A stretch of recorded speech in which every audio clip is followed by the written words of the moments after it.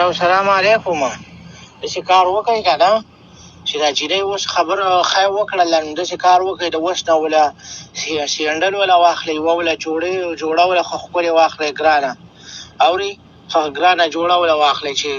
1000-1200 روپو پورې جوړه یې، اورئ؟ خاوند یې سعودي کې دی، دا هغه ویلي چې ګرانه جوړه وله واخلئ،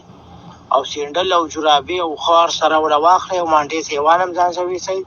او بس دقه پخه خبره شوله، اورئ؟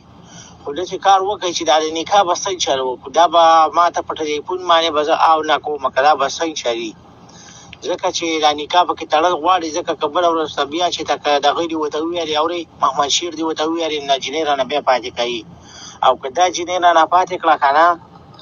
نو دونه سوخ شوی یم زه یم چې دلته کې مې تورۍ ته واده کړی وی، خو چې لکه دا کلي د خلکو به خلک مې پیسېدلي وی، بس دا سلام علیکم. داسې کار وکړئ که نه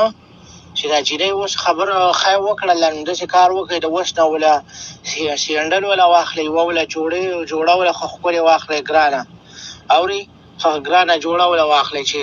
1000-1200 روپو پورې جوړه یې، اورئ؟ خاوند یې سعودي کې دی، دا هغه ویلي چې ګرانه جوړه وله واخلئ، او سینډل او جرابې او خار سره وله واخلئ، او مانډې سیوان هم ځان سره ویسئ، او بس دقه پخه خبره شوله، اورئ؟ خو داسې کار وکړئ چې دا د نکاح به څنګه چل وکړو، دا به ما ته په ټلیفون باندې به زه او نه کوم که دا به څنګه چلي،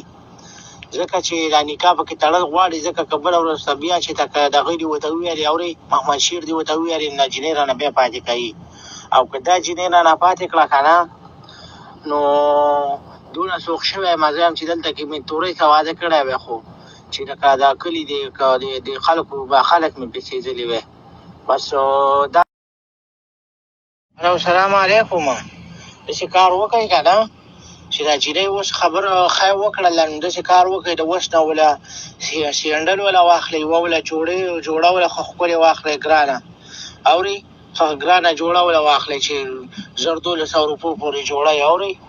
خاوند یې سعودي کې دی، دا هغه ویلي چې ګرانه جوړه وله واخلئ، او سینډل او جرابې او خار سره وله واخلئ، او مانډې سیوان هم ځان سره ویسئ، او بس دقه پخه خبره شوله، اورئ؟ خو داسې کار وکړئ چې دا د نکاح به څنګه چل وکړو، دا به ما ته په ټلیفون باندې به زه او نه کوم که دا به څنګه چلي، ځکه چې دا نکاح پکې تړل غواړي، ځکه که بله ورځ ته بیا چې ته که دغه دې ورته وویلې، اورئ؟ محمد شیر دې ورته وویلې نه جینۍ رانه بیا پاتې کوي،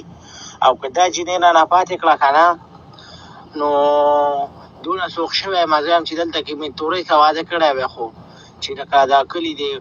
د خلکو به خلک مې پیسېدلي وی.